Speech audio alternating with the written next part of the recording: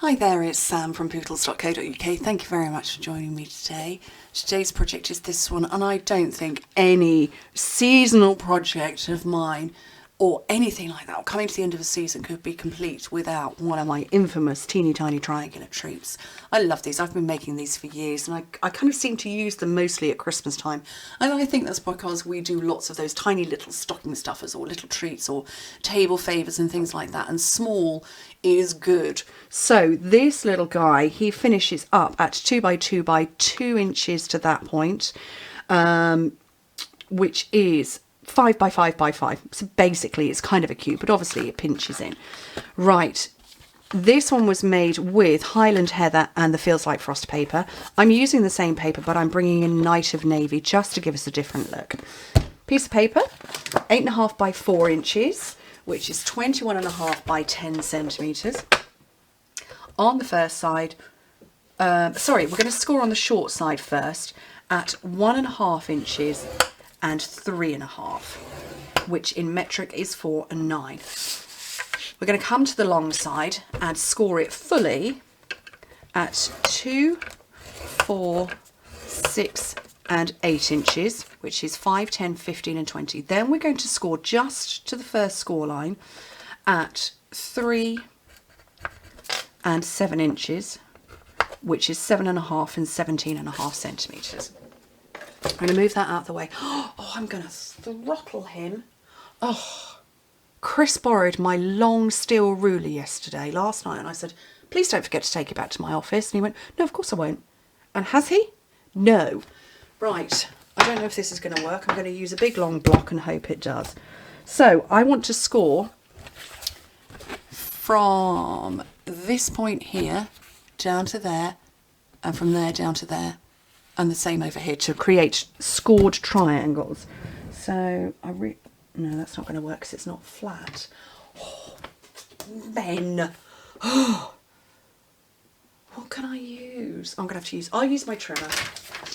I'll use my trimmer because I can't see that at all. No. Oh, I am going to throttle him. Excuse me. Oh,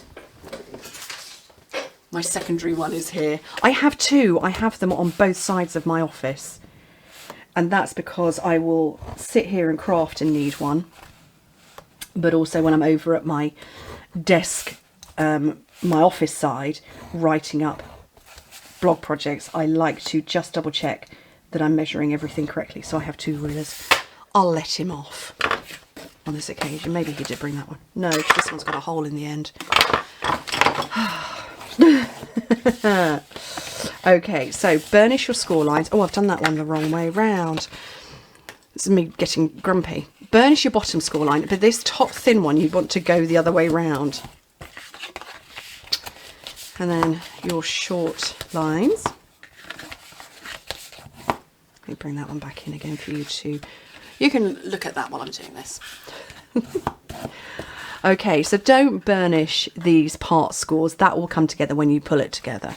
So, here at the top, where that tiny little square is, we're going to take a little bit off and then directly below it, remove that rectangle.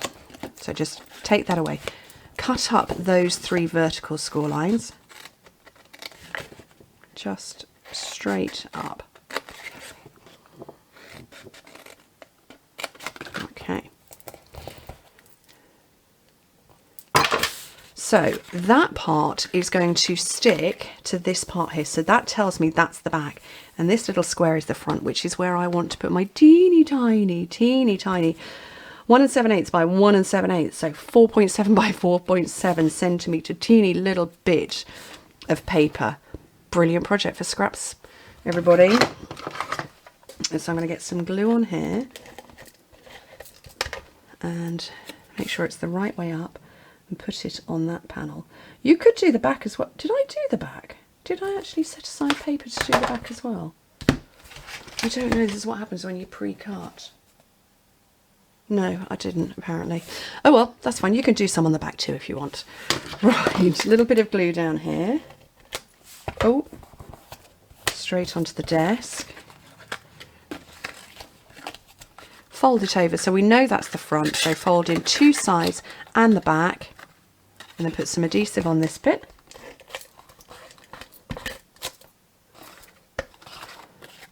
Stick that down. And then when you push in these sides, these diagonal triangular shaped lines, they're just going to naturally form together. That gives you that shape, a nice triangular shape. And now a couple of weeks ago I did a project that had 3 by 6, it used a piece of paper that was 3 by 6 inches, and that was proper tiny. And I didn't put those shapes in, so I got a domed finish. This, I wanted to get the triangular shape.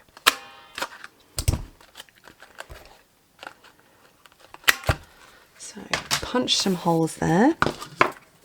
And this lovely, forgiving, crinkled seam binding ribbon, which is just glorious. Oops.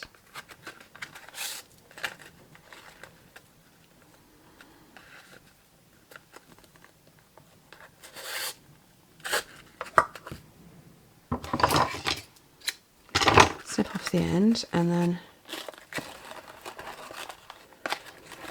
get your bow tied. And like I say, these would make great table favours. I'm sure I say that every year, but they really would. I mean, if your Christmas table is anything like mine, the real estate left over on there, not so much after you've got all of the cutlery, crockery, glasses, crackers, 15 different vegetables. There's not a lot of room left over. So a tiny little favour that could perhaps double up as a place card. You could put somebody's name or initial on there. It could work. I, however, am going to use the Wrapped in Christmas stamp set because I really like this one that says, "May your days be merry and bright." Absolutely. If anybody else is not singing that, go and Google the song. If you don't know the song, go and find it. I'm not going to sing for you. That wouldn't be good. Nobody wants to hear that. Right, let me find my scrap. So, Night of Navy on there. I pressed too hard. It's okay, we're not going to see that bit. And then there are dies that go with that, but the 1.5 inch circle does too. So just pop that round. And then this is all I've got left. That's all I have left of this lovely metallic mesh ribbon. Not very much. I'm being super frugal with it. And so I'm just, yep, I want about that much. And I'm going to twist it in the middle. I'm going to get some glue on there.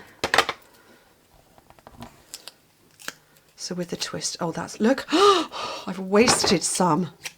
I obviously stretched it. And then some dimensionals.